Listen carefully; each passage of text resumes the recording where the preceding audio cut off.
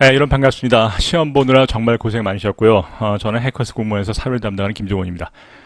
이미 이제 과거의 사실이 됐네요. 4월 8일 2017년.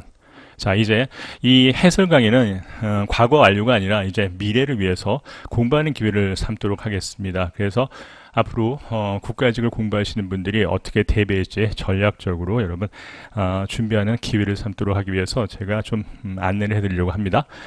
먼저 어떻게 단원별로 출제되는지 알아보도록 하고 이번 국가직 시험의 특징을 한번 알아보고 본격적인 해설 강의를 해보도록 하겠습니다. 이건 여러분 다 아실 겁니다. 이제 국가직을 처음 보시는 분 같은 경우에는 사회에서 과목 간의 비중이 법과 정치, 사회문화, 경제 세 과목으로 되어 있는데 법과 정치가 제일 비중이 많은 건 아실 거죠. 20문항 중에 10문항 50%고 나머지가 각각 5문항씩 25%로 구성되어 있습니다. 국가와 지방직과 사회복지직은 똑같아요. 자, 그러니까 이 문항 비중은 알고 이제 접근하셔야겠죠. 두 번째 갑시다. 이것보다 더 중요한 게 바로 이겁니다. 바로 단원별로 어떻게 문항이 출제되는지 알아볼 거거든요. 일단 법과 정치와 사회문화가 총 여러분 각각 6단원입니다. 근데 아까 좀 보여드린 것처럼 법과 정치가 10문항이 나오고 사회문화가 5문항이 나오죠. 근데 이 법과 정치만 보게 되면 10문항이 6개 대단원에서 어떻게 출제되냐면 요 분입니다. 2017년 특징입니다. 특정 단원에서 편중됐다는 게 특징이죠. 특히 3단원은 기출문제를 분석해 보시면 알겠지만 국가직은 3단원의 비중이 꽤 높았습니다. 근데 이렇게까지 편차가 크게 출제되는 건 예상을 못했거든요. 여하튼 10문제 중에서 4문제가 3단에 출제됐습니다. 그리고 국제정치와 법 이 파트가 매년 한 문제가 출제되는데 이번에 2문제가 출제됐습니다. 따라서 균형 잡힌 출제를 하지 못했다는 게 이번 2017년 국가직 법과 정치의 판단이고요. 사회문화를 봅시다.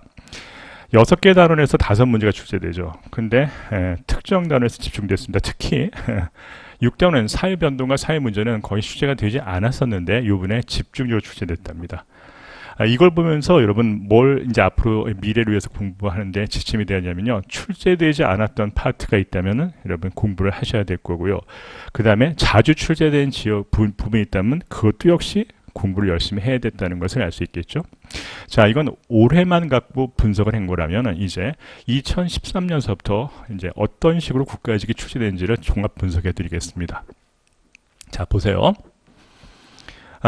처음 이제 사회가 진입한서부터 지금까지 제가 갖고 와봤거든요. 법과 정치를 보시면요. 작년도가 가장 특이한 상이 있었던 게 뭐냐면은 과거에 비해서 매우 모든 단원이 규칙적으로 출제됐고 이거는 국가직만 뿐만 아니라 여러분 서울시와 지방직도 이런 출제 경향이 있었다는 게 특징이었습니다. 그래서 올해도 균형 잡힌 단원별로 출제될 거라고 생각했는데 그렇지는 않았죠. 그래서 예상을 깨고 특정 단원에서 집중 출제됐다는 걸 볼 수 있을 겁니다.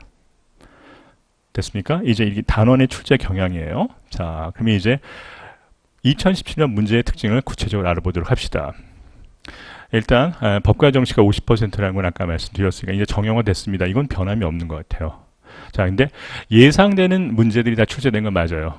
그러니까 중요한 테마들이 출제된 건 맞는데 그러니까 그 말은 뭐냐면 지역적인 문제는 출제되지 않았다는 뜻입니다.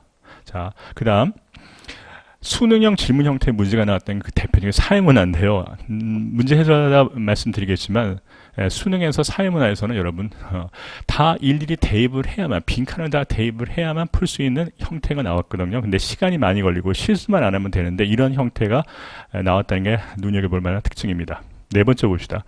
개념을 정확히 알아야만 풀 수 있어요. 그러니까 1년 정도 공부하신 분이 예를 들어 3회독 정도 하셨다면은 여러분 특별히 문제가 없었을 겁니다. 근데 만약에 공부할 때 꼼꼼히 정리 안 했다면 그 문제가 그 문제 같아요. 그래서 아깝게 실수하는 형태의 문제가 법과 정치에 있었답니다. 그러니까 꼼꼼히 정리하셔야 되고요. 자료 해석형 문제가 출제되지 않았습니다. 자료 해석형. 그래서 도표 문제가 출제되지 않았기 때문에 법과 정치 사회문에서 그래서 따라서 전체 종합적인 난이도를 평가할 때는 여러분 중 정도 됩니다. 그러니까 상중하로 나눴을 때 여러분 상이라는 것은 95, 100점을 다 맞는다는 뜻입니다. 그러니까 한 문제 정도 틀리는 것이 또는 다 맞는 게 여러분 난이도가 굉장히 낮은 거죠. 그 다음에 중 정도가 이 정도입니다. 90점 정도에서 왔다 갔다 하는 거. 그 다음에 난이도가 굉장히 높은 거는 이제 80점대 4개 정도가 틀리는 것이 바로 80점, 85점 사이가 난이도가 굉장히 높은 거죠. 이번에는 90점, 그러니까 법과 정치 사회문화만 놓고 보면 2문제 정도 실수할 수 있다. 또 몰라서 틀릴 수 있다. 그래서 난이도는 중이었습니다. 그렇게 어렵지는 않았습니다. 자, 그러면 이제 이런 특징을 갖고 있는 2017년 국가직 문제 해설 강의를 해보도록 하겠습니다. 나책형입니다. 자, 바로 들어갈게요. 예전에 여러분 2015년인가 국가직에서 출제된 게 바로 베스트팔렌 조약입니다. 체제인데 또 나왔습니다. 보세요. 국제사회가 변화되는 모양을 물어보고 있습니다. 자, 그럼 첫 번째 국제사회가 제일 처음 형성된 계기가 된 사건이 바로 베스트팔렌 조약 또는 베스트팔렌 체제죠. 봅시다.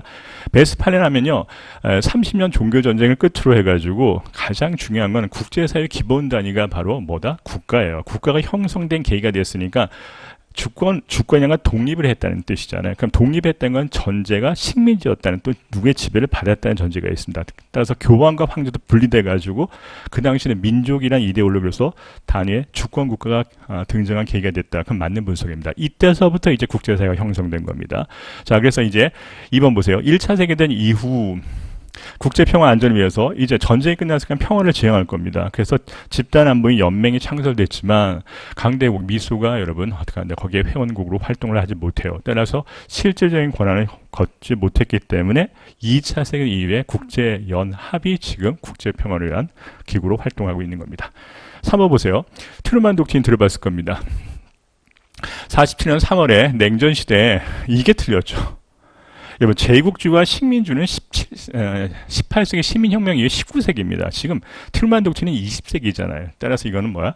냉전 시대, 즉 전쟁이 끝난 다음에 새로운 전쟁인 콜드워기 때문에 여러분 이데올로기, 이념 간의 갈등입니다. 근데 어떤 거냐면 공산주의의 확산이죠. 그래서 자본주의를 수호하기 위해서 공산주의를 봉쇄하는 정책이 바로 트루만 독트린입니다. 따라서 이것이 틀렸죠. 나머지는 다 맞습니다. 자, 그래서 여러분 3번이 틀린 겁니다. 자, 갑시다. 4번을 보시면 이제 냉전이 심화됐다가 완화되는 대탕트를 거쳐서 이제 냉전이 종식되겠죠. 그게 바로 여러분 몰타 선언입니다. 그래서 몰타에서 미소 정상 고르바초프와 그 다음에 부시가 만나가지고 이제 끝냅시다 하면 이제 냉전이나 탈냉전이 도래했다. 그 맞는 말이죠. 자, 순서대로 나왔는데 이제 내용이 정확히 아는지 모르는지 물어본 문제입니다. 자, 이제 국제사회 변천에서 공부를 했죠. 두 번째 갑시다. 미추진 기흥 니은 설명입니다. 이건 웬만큼 공부하는 사람은 금방 알 겁니다. 자유를 국가와의 관계 속에, 개인의 자유를 국가의 관계 속에서 둘로 나누면 소극적 자유가 있고요, 국가의 개입을 필요한 적극적 자유가 있고, 다시 적극적 자유를 둘로 나누게 되면 국가의 자유가 있고 국가에 의한 자유가 있죠. 자, 그래서 기본권과 연계된 문제입니다. 이게 바로 3단원 기본권에 관계된 거죠. 그러니까 국가와 국민, 개인과의 관계란 말을 쓸 수 있겠죠. 그때 개인의 자유를 국가의 관계 속에서 소극적인 국가로부터 from the state죠. freedom from the state가 있고, 그 다음 freedom to the state가 국가의 의자이고, freedom by the state가 바로 국가의 의한 자이고, 그래서 to와 by를 구별한 거죠. 이게 바로 참정권이고, 그 다음에 이게 사회적 기본권이 되는 거죠. 이거 아는지 모르는지 물어본 겁니다. 자, 바로 갈게요. 참정권에는 여기 써있죠. 국가 운영에 참여하는 거. 환경권과 보건권이다. 이건 사회권의 예입니다. 틀렸고요. 우리나라 헌법에 규정된 국민의 공무단위권. 그래서 선거권, 투표권, 공무단위권. 바로 그 대표적인 참정권이죠. 따라서 기획을 보장에 한 실효한 방법이다. 2번 맞습니다. 정답이 2번이 되겠네요. 3번 갑시다. 니은은 역사가 가장 오래된, 이 중에서 역사가 가장 오래된 건 바로 맨 앞에 나오는 from이죠. 국가로부터의 자유. 따라서 자유권이 되는 겁니다. 자유권. 그래서 3번 틀렸고요. 4번. 자본주의가 발달한 현대사회에서는 자본주의가 발달하면 폐단이 생기겠죠. 따라서 강자와 약자가 생기니까 그걸 시정하기 위한 사회권의 필요성이 강조되겠죠. 약화된 게 틀렸습니다. 따라서 정답은 2번이 되겠습니다. 자, 기본권에 관계된 문제입니다. 자, 넘어갑시다. 이건 다 누구나 예상할 수 있었던 거고, 여러분 아마 큰 어려움 없이 맞출 수 있어야만 될 겁니다. 볼까요? 제가 노란색으로 표시한 게 키워드입니다. 그러니까 6단원입니다. 법과 정치. 국제 정치를 바라보는 관점인데 크게 우리는 두 가지만 배워요. 그래서 자유주의, 이상주의와 현실주의 배우게 되는데, 가를 보세요. 이성을 갖고 있대요. 인간들이. 그러니까 문제를 합리적으로 해결하기 위해서 규범을 통해서 기구를 통해서 평화 달성된다고 보는 게 바로 자유주의고요. 그렇지 않다고 보는 거죠. 이성이 아니라 여러분 힘에 의해서 힘의 논리로 평화가 달성됐다고 보니까 이런 것을 등한시할 겁니다. 자, 이제 분석이 끝났습니다. 그럼 가는 뭐가 된다? 자유주의가 되고 나는 현실주의가 될 겁니다. 바로 갑시다. 1번 가는 국제사회에서 상호 의존성, 국가와 국제기구의 의존성을 강조한다. 당연하겠죠. 자, 2번 갑니다. 나는 국제사회 홉스가 어떻게 봐요, 여러분? 많이 대 많이의 투자를 보는 것처럼 국제사회가 양육강식으로 보는 것이 바로 냉엄한 현실 맞습니다. 3번 갑시다. 가는 나와 달리 가를 주어져 국가 안보를 가장 중요시한다 이렇게 했는데 여러분 현실이 자국의 실리, 자국의 안보를 강조하고 저기는 자기 나라뿐만 아니라 인류 공동체를 강조하는 거죠. 그래서 여러분 자국의 실리, 안보, 주권을 강조하는 건 현실적인 모습이고 세계 인류 공동체를 강조하는 게 이상적인 가의 모습입니다. 따라서 3번이 틀린 답이겠네요. 4번 갑시다. 나는 이쪽이죠. 가와 달리 국제평화반으로서 동맹, 바로 동맹이라는 거는 전체가 통일된 공동체가 되는 게 아니라 서로 여러분 개별적인 안보를 하겠다는 뜻입니다. 그래서 군사 동맹을 맺어가지고 적대적 관계, 세력, 힘을 통해 가지고 힘의 균형 속에서 국제 평화가 달성된다고 보는 게 현실적인 모습 맞습니다. 한번 공부를 해볼까요? 자, 현실적인 모습입니다. 그래서 이렇게 나눠져 있어요. 제1의 세계가 바로 미국을 중심으로 하는 자본주의 진영이고 제2의 세계가 소련을 중심으로 하는 공산주의 냉전 시대가 바로 대표적인 현실적인 국제관계의 모습입니다. 현실입니다. 그래서 이들이 군비를 팽창하면 여기도 세력 균형을 갖춰서 군비를 팽창해야 돼요. 여기가 무슨 새로운 무기를 개발하면 여기도 무기를 개발해서 균형 잡힌 속에서 세계 평화 달성될 수 있다는 게 바로 여기는 여기끼리 군사동맹을 맺고 WTO 들어봤죠? 바르샤바 조약기구. 여기를 중심으로 나토 들어봤을 겁니다. 이렇게 해서 으르렁거리는 차가운 전쟁의 냉전이겠죠. 그래서 세력 균형이 바로 이런 겁니다. 여기가 커지면 여기도 커져야겠죠. 그래서 이렇게 개별 안보를 강조하는 게 현실주의라면 그렇지 말자. 여기와 여기 다 합치자. 인류 공동체를 통해서 여러분 다 뭉치자. 이게 바로 집단안보 체제입니다. 그것이 바로 국제연맹과 국제연합이 되는 거죠. 그러니까 현실적인 개별안보와 전체가 통일된 집단안보의 관점에 따라서 여러분 외교 노선과 국제 흐름이 달라진다는 걸 볼 수 있을 겁니다. 자, 넘어갑시다. 자, 4번은 또 공부해 봅시다. 이제 문서가 나왔어요. 우리 공부를 해봤는데요. 자, 이건 뭐냐면요. 1단원이 이제 대부분 내용이 생략되거나 줄어들면서 민주정치의 발전 과정이 중요시 된다고 제가 얘기했을 겁니다. 볼게요. 국왕은 이렇게 행동을 했대요. 그럼 여러분 읽어보시면요. 왕이 자의적인 행동을 하지 못하도록 제한을 두는 조치를 취했다는 문서를 물어보는 겁니다. 그러니까 왕이 횡포를 부리는 전제군주에서 횡포를 부리지 못하는 법치하는 입헌군주의 모습을 한 문서가 뭡니까? 의회 동의를 거치세요. 이렇게 합니다. 그래 이렇게 합니다. 이게 전부 다 1688년 명예혁명의 결과로 맺어진 바로 권리장전입니다. 이래서 영국에서는 입헌군주제가 확립된다는 걸 배웠죠. 자, 갑니다. 프랑스 인권선의 영향을 받았다라고 할 수가 없어요. 논리적으로, 시기적으로 프랑스 혁명은 1789년에 일어나고 이건 1688년에 일어나서 1689년에 만들어지니까 명예혁명의 결과로 이때 만들어진다고요. 근데 프랑스는 이때 일어나잖아요. 그냥 영향을 줄 수가 영향을 받았다고 할 수가 없죠. 미래에서 어떻게 옵니까? 자, 말이 안 되고요. 두 번째 갑시다. 봉건제 모순을 극복하고 신분제 타파다 이렇게 나왔죠. 이거는 영국의 명예혁명의 결과가 문제가 아니라 여러분 프랑스 시민혁명의 국민의회에서 주장됐던 프랑스에서 주장했던 내용입니다. 그래서 2번은 영국과 상관이 없고요. 3번 전제군주에서 입헌군제 이게 정답입니다. 지 마음대로 하는 자의적 군주에서 법을 통한 이제 왕은 존재하지만 통치하지 않는 이런 입헌주의 전통에 확립이 된 사건이 바로 권리장전이죠. 기트 맞습니다. 자, 4번 갑시다.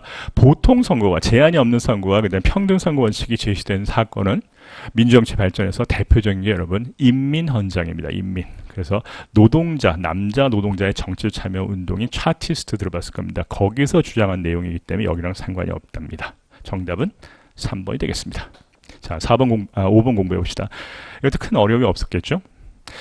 정당제 유형인 양당제와 다당제, 즉 복수형 당제 각각의 특징을 물어보는 겁니다. 자, 갑니다. 집권하는 정당, 경쟁하는 정당이 두 개로 존재하는 게 양당이고 세 개 이상 되는 게 다당제죠. 바로 갈게요. 소수 집단의 의사가 반영될 가능성이 큰 건 어느 걸까요? 여러 당이 공존한 다당제겠죠. 양당제는 큰 당, 두 당 중심으로 가니까 기본 답이 아닐 겁니다. 2번 갑시다. 양당제가 주어입니다. 강력한 정책, 다당제가 되면 정책을 연합해야겠죠.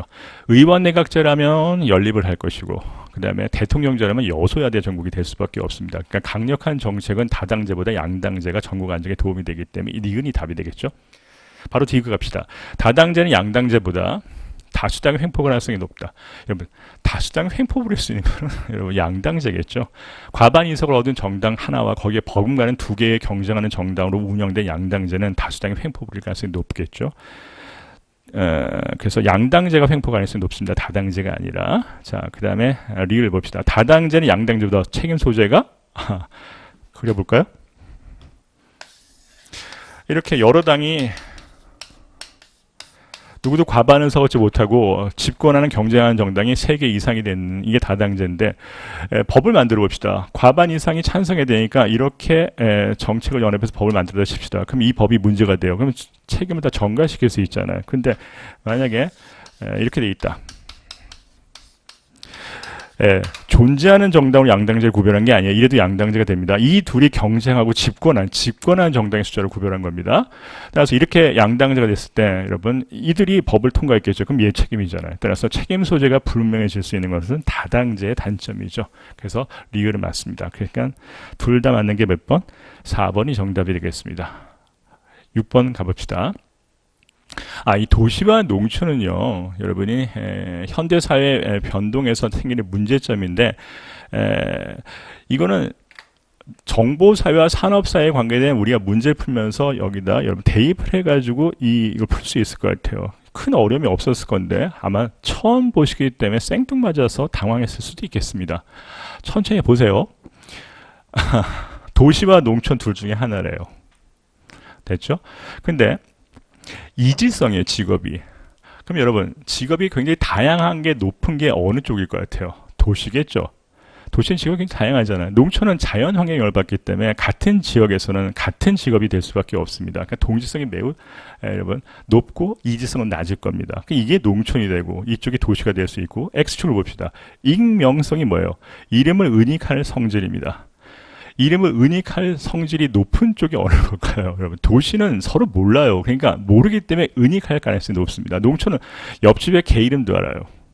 따라서 익명성이 매우 낮죠. 그러니까 결과적으로 A가 뭐가 돼요? 농촌이 되고 B가 도시가 될 겁니다. 여기까지는 구별할 수 있었을 것 같아요. 그럼 여기서 이제 대입해 보세요. 어느 쪽이 고령화했다는 노동력 부족이 생길까요? 여러분, 전체 우리나라 인구 중에서 65세 이상이 되는 지역이 어느 쪽이 더 많아요? 다 농촌입니다. 청년들이 다 도시로 가잖아요. 돈 벌러. 그러니까 농촌은 다 노인들밖에 없잖아요. 그러니까 고령화에 따른 노동력 부족이 더 심각한 건 어디다? A다라고 했는데 A에 비해 B라고 했으니까 틀린 거고요. 어느 쪽이 이런 보세요.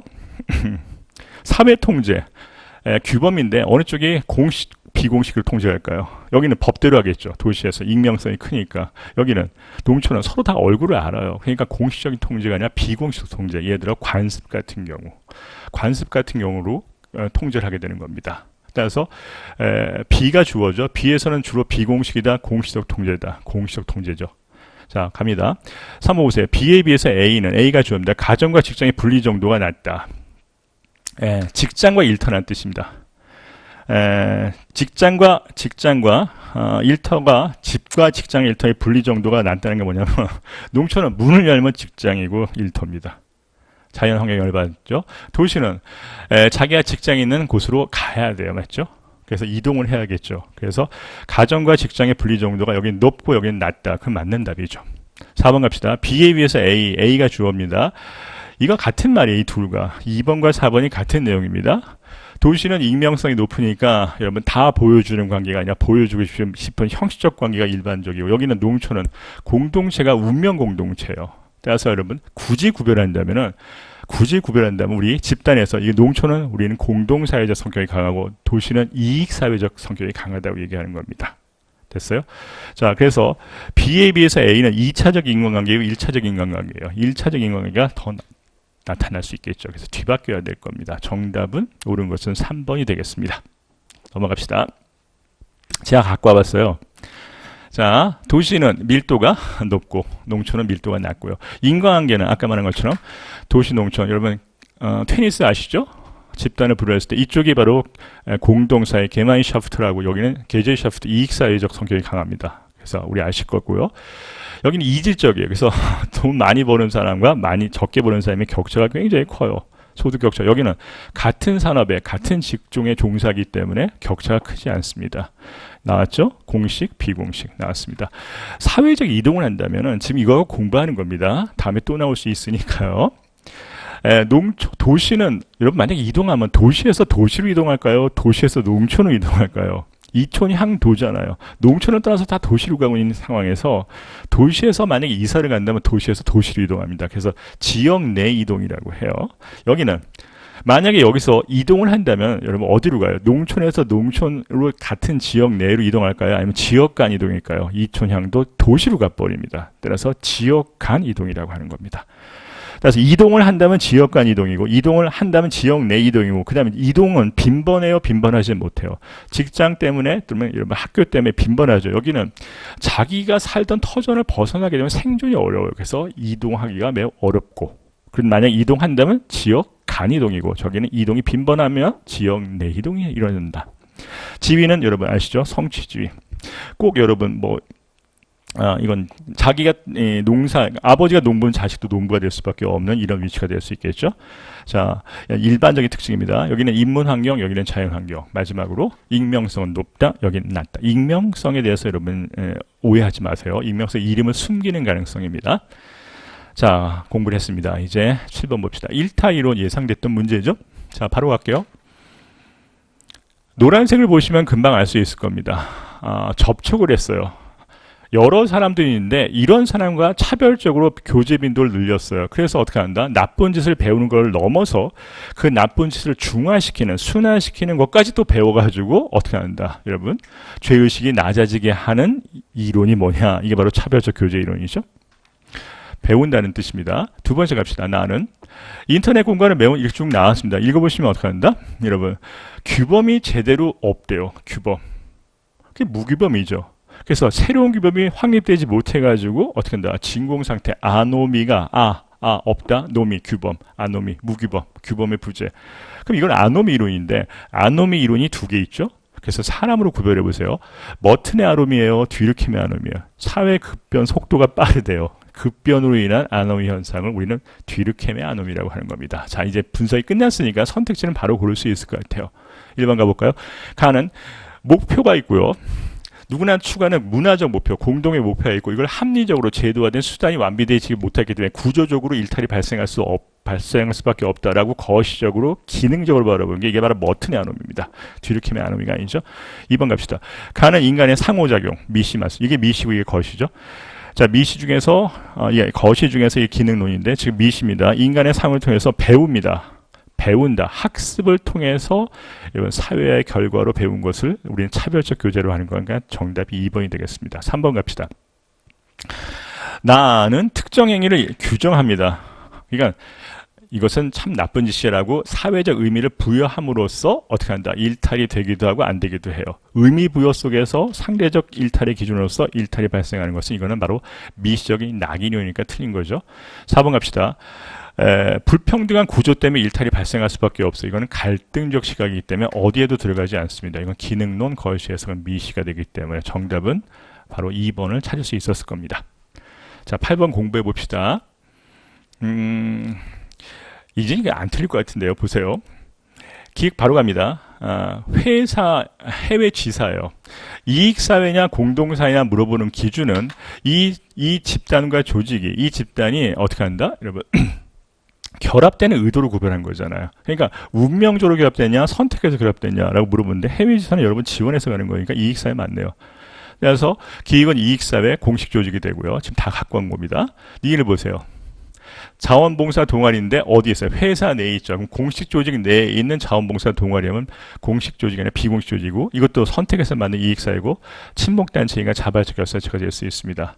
그 다음에 리을은 가족은 사회 집단이고 조직이란 말을 못해요. 사회 집단이지만 조직까지 가지 못하고 운명체인 공동사회 내 집단 1차 집단이 되니까 맞춰보시면 될 겁니다. 자, 이제 1번은 맞고 2번은 이익사회가 틀렸죠. 자, 바로 갑니다. 3번은 여러분 이건 정말 많이 여러분 풀어봤을 겁니다. 승진이 안 된 이유는 평가는 역할에 대한 평가예요, 나타난 역할 행동에 대한 평가예요. 그러니까 앞으로 역할에 대한 보상과 역할에 대한 제재가 있었다. 이런 건 딱 나오면 읽어야겠죠. 읽고 틀린 겁니다. 그러니까 평가를 하려면은 이 요구되는 기대가 아니라 그것을 실현한 구체적 행동을 봐야 평가를 할 거잖아요. 그래서 역할은 아니고 역할 행동이라고 용어를 고쳐야 될 겁니다. 이거 역할과 역할 행동 꼭 구별하세요. 자, 4번 갑시다. 내 집단이죠. 지금 가족과 떨어져 외로워하는 이유는 소속감이 강할 겁니다. 그래서 외 집단이란 말을 못합니다. 정답은 1번이 되겠습니다. 자, 9번 공부해 봅시다. 자, 이 사회 변동에 관한 내용이죠. 6단원에 관계된 사회문화입니다. 이런 게 바로 제가 처음에 말씀드린 여러분 수능형 문제라는 패턴입니다. 그러니까 다 대입을 해봐야 돼요. 그러니까 대입하는 순간서부터 여러분 실수를 하지 말라는 겁니다. 갑니다. 그러니까 똑같은 문제를 이렇게 형태로 바꾼 것 뿐이에요. 자, 그럼 제가 하나씩 해볼까요? A, B는 진화론 순환조에 각각 어느 중에 하나랍니다. 자, 그러면 1번 A가 순환론이라면 제가 순환을 집어넣어 봤어요. 그러면은 얘가 뭐가 될까요? 이게 진화론이 되겠죠? 그 다음에 여기에 뭐가 들어갈지 물어보는 거예요. 순환론의 지문에서 아니요 얘가 답이 될 수 있는 게 뭔지 물어보는 겁니다. 가를 볼게요. 서구중심적 사고라면 여기서요. 서구중 사고를 비판을 받는 거래. 비판을 하는 게 아니라 받는다라고 하게 되면 여러분 진화론은 받을 것이고 순환론은 안 받겠죠. 따라서 여러분 옳은 것이 뭐가 돼요? 바로 1번이 바로 될 겁니다. 맞죠? 네. 그 다음에 이제 진화를 볼게요. 2번입니다. B가 진화론이라면 B가 진화론이에요. 나에서 보세요. 나입니다.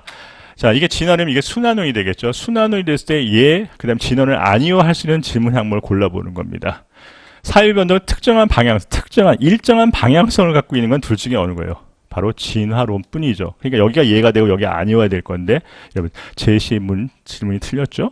자, 바로 3번 가볼게요. 가가 바로 이걸 집어넣은 겁니다. 여기에 제국주의를 정당화하는 근거로 사용되는가라고 물어봤다면 보세요. 여기 이제 뭐가 뭔지 모르잖아요. 근데 아니요 예고 아니요 예로 되잖아요. 그러니까 여기서는 A가 뭐가 될까요? 제국주의 정당 근거 됩니까? 라고 했을 때 아니요예요 근거가 되는 건 바로 진화론이다. 아니요 순환론이 되고 진화론 예가 되겠죠. 그러니까 3번도 답이 아니겠네요. 그 다음에 4번 갑시다. 나예요 이제. 문명이 퇴보할 수 있는가? 근데 진화론은 늘 사회 변동이 곧 발전이잖아요. 단선적으로 퇴보란 게 없잖아요. 그러니까 퇴보할 수 있습니까? 했을 때 예 하면은 순환론이 되고 아니요 하면 진화론이 되겠죠. 그러니까 볼까요? 퇴보할 수 있는가 하면은 얘가 지금 퇴보할 수 있는가? 예 순환론이 되고 B는 진화론이 되는데 뒤바뀌었네요. B가 순환론이 된다는 거니까 그러니까 이런 식으로 다 대입을 해봐야 돼요. 시간이 많이 걸리니까 실수하지 않도록 하세요. 자, 정답 몇 번? 1번이 되겠습니다. 자, 이제 10번 공부해 봅시다. 제시문은 긴 것 뿐이에요. 근데 여러분 요점은 금방 찾을 수 있을 겁니다. 이거 한번 분석해 볼게요. 또 나올 수 있을 겁니다. 갑니다. 지금 10번 맞죠? 가의 연구를 지금 가와 나가 있어요. 지금 선택지는 다음 페이지 넘어갈게요. 자, 실험 설계를 했습니다. 실험법을 썼는데요. 자, 이제 옳은 것만을 보기에서 골라봅시다. 교사의 학생에 대한 기대가 학생들의 학업 성취도에 가설을 놓고 보면은 문제를 압축한 명제가 가설이잖아요. 가설을 보면서 우리는 독립변수와 종속변수를 알 수 있을 겁니다. 자, 보세요. 독립은 원인이 되는 거고 종속은 결과가 되는 겁니다. 어느 게 원인이 되고 어느 게 결과가 될까요? 학생에 대한 기대가 높고 낮을수록 변하죠. 학생들의 성취가 변합니다. 둘 다 변수 맞아요. 근데 어느 게 원인이 될까? 이거죠. 기대가 높을수록 성적에 변화되는 영향을 미칠 것이다 라고 가설을 만들었어요. 그럼 이게 독립변수입니다. 이게 종속변수가 됐어요. 이제 끝났죠? 자, 이제 양적 연구를 해서 검증을 해볼 겁니다. 가설을 검증하기 위해서 어디를 자료 수집하면 고등학교 1학년 학생을 대상으로 했습니다. 그럼 여기서 벌써 여러분 느낌이 와야 돼요. 보세요. 학생에 대한 기대 여부에 따라서 성적을 알아보고 싶은데 그 학생을 삐리리 고등학교 1학년으로 여러분 표본을 잡았어요. 그러면 전체 학생인데 얘들이 전체 학생을 일반화시키지 못한다는 단점이 생길 수 있는 것을 또 물어보려고 할 겁니다. 보세요. 이제 1학기 초입니다. 실험을 하니까 사전 검사를 해야 돼요. 그래서 학업 성취도를 다 똑같이 다 평가를 했어요.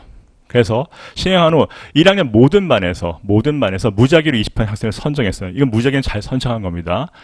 그 다음에 각 반 담임 선생님에게서 주면서 성적 하위, 제일 못한 하위 20반 학생을 명단입니다 라고 하면서 어떻게 한다? 이들을 지속적으로 격려하였다 말하고 담임교사들은 격려를 했대요. 기대를 했겠죠. 그러고 나서 이제 검사를 똑같이 해야 될 거 아니에요. 이제 사후 검사를 할 겁니다. 그래서 동일한 학생을 대해서 동일한 난이도의 검사를 했다는 겁니다. 그래서 사전 검사를 이때 한 거고요. 사후 검사를 이때 한 겁니다. 그리고 실험은 누구한테만 했을까요? 실험 처치 하위 20% 학생들에만 실험을 했죠. 격려를 했을 겁니다. 그럼 나머지는 격려를 안 했겠죠. 그래서 여기 의미 있는 값을 알아보는 건데 이 외에 다른 변수들이 있을 겁니다. 머리가 좋은 친구 아니면 미리 예습한 친구들 이런 것들이 있으니까 이걸 다 통제해서 똑같이 일정하다는 전제를 깔고 이제 실험을 간 겁니다. 자, 이제 문제를 볼까요?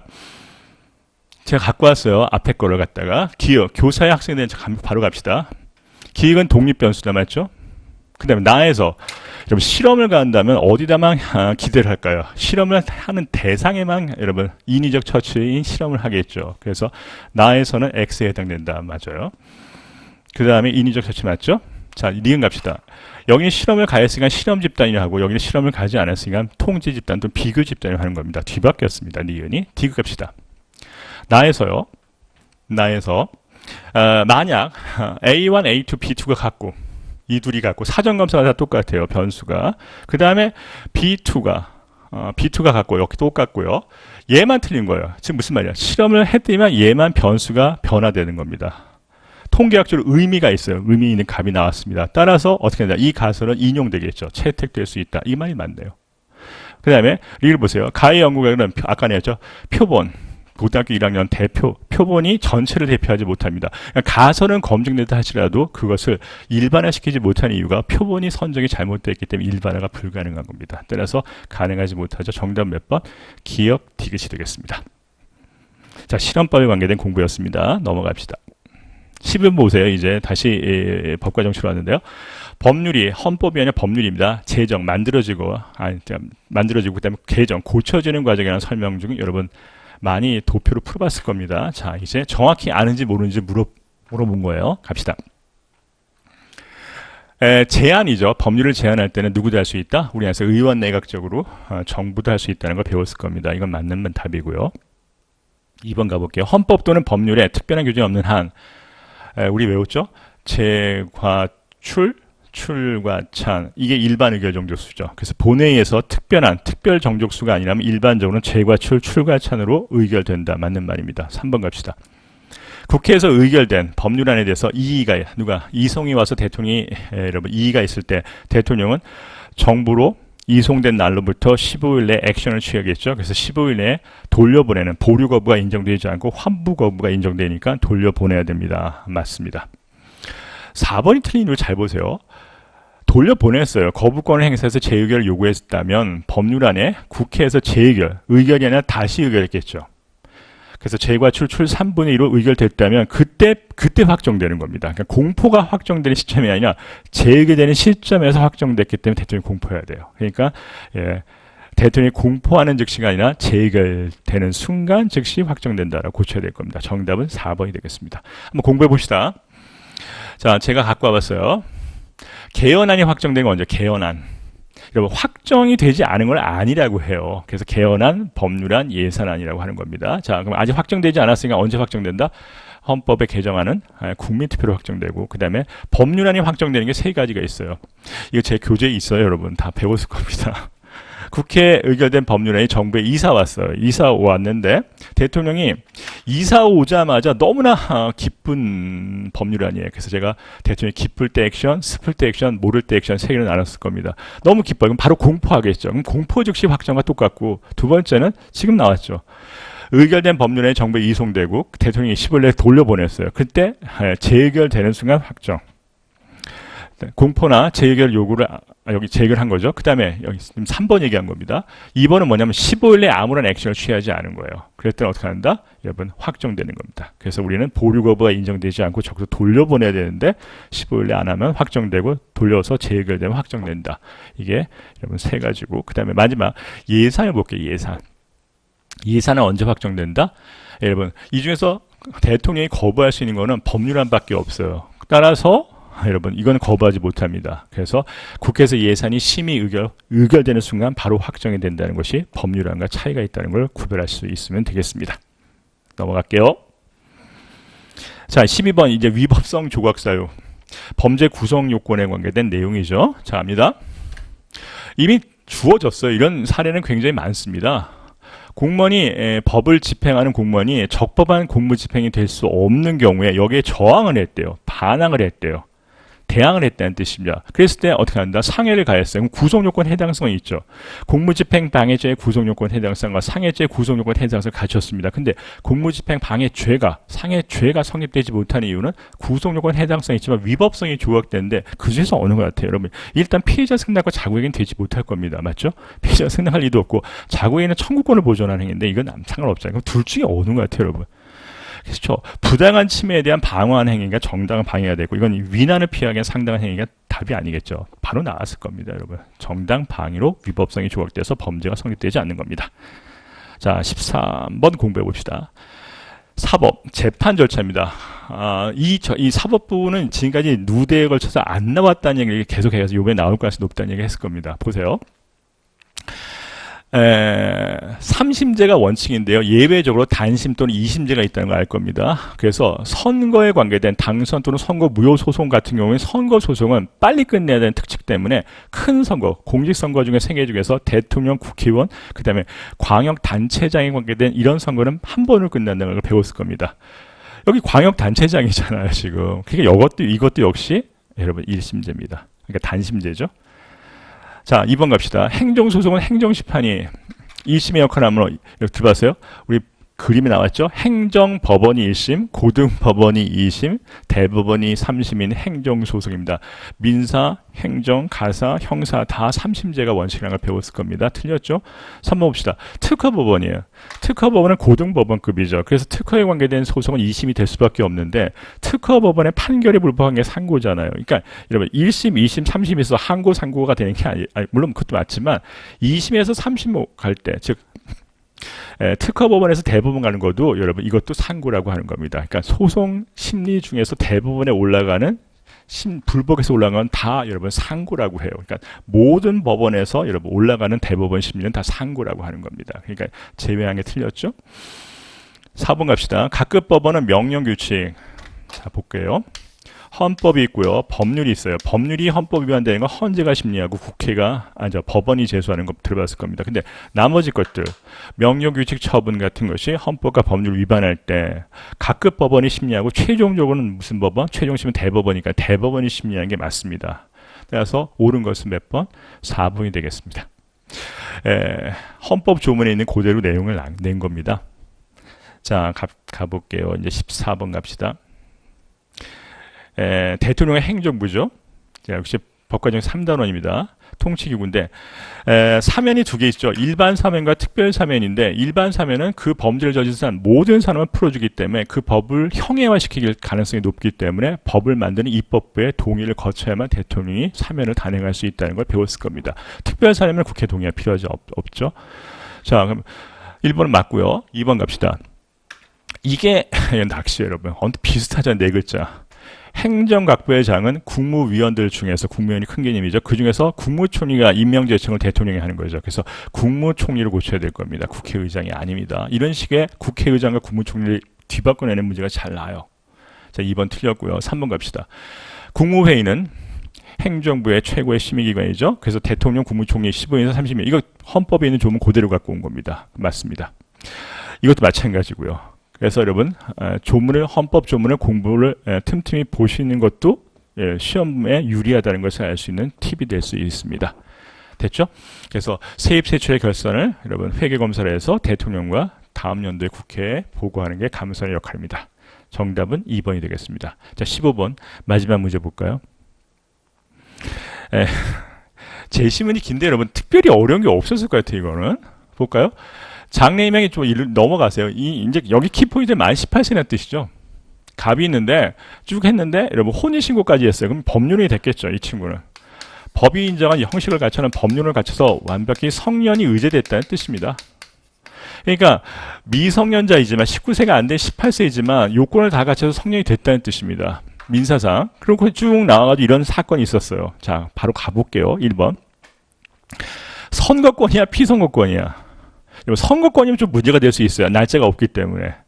18세가 19세가 될 수도 있잖아요. 근데 지금 물어본 건 선거권이 아니라 피선거권입니다. 뽑힐 권리예요.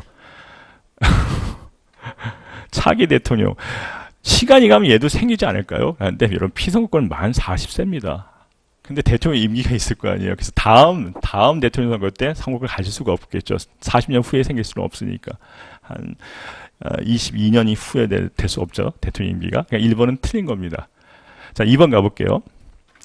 이건 여러분 맞출 수 있을 것 같아요. 왜냐면은 근로기준법에서 연소자라는 것은 연소자 15세부터 근로가 가능하니까 15세 들어가죠. 16세, 17세까지가 연소자입니다. 18세 미만이기 때문에 이들은 임금이 단독으로 청구할 수 있는 예외가 있죠. 근데 지금 이제 얘는 성년이 됐어요. 이미 또 18세입니다. 따라서 연소자에 들어가지 않기 때문에 독자적 임금을 청구할 수 있다. 이건 당연한 겁니다. 자, 3번 보세요. 갑은 형사 미성년자다. 지금 여러분 형사 미성년자는 몇 살이에요, 여러분? 14살 미만자죠. 책임이 조각되는 14살, 14세 미만자입니다. 근데 지금 얘 친구는 18세잖아요. 그러니까 형사 미성년자만 못하고 그 다음에 형사 미성년자를 빼게 되면은 이 친구가 나쁜 짓을 했죠. 지금 폭행을 했잖아요. 그래서 가정법원 소년부로 갈 수도 있어요. 왜냐하면 소년 사건이기 때문에 10살부터 18세까지가 소년 사건이거든. 갈 수는 있습니다. 근데 앞에 게 틀렸습니다. 네 번째 갑시다. 갑의 부모. 이건 왜 지금 성년 의제가 됐잖아요. 성년으로 됐습니다. 따라서 이 친구는 어떻게 한다? 유효야, 유효. 그러니까 취소할 수 있는 법령이 아니라 확정적으로 유효입니다. 따라서 부모의 동의 없이 만약에 했다면 역시 유효가 되죠. 따라서 부모가 취소권을 행사할 수가 없게 되겠습니다. 해설 강의 때마다 제가 늘 하는 말이 있습니다. 이제 다 지난 얘기입니다. 과거니까 연연하지 마시고요. 앞으로 이 문제를 통해서 공부할 때 나는 이 파트를 어떤 식으로 공부해야 될지, 나는 어느 파트가 약하구나 라는 것을 점검하는 기회를 삼도록 하세요. 그래서 앞으로 좋은 결과가 있기를 기도하겠습니다. 자, 강의들 고생 많으셨습니다.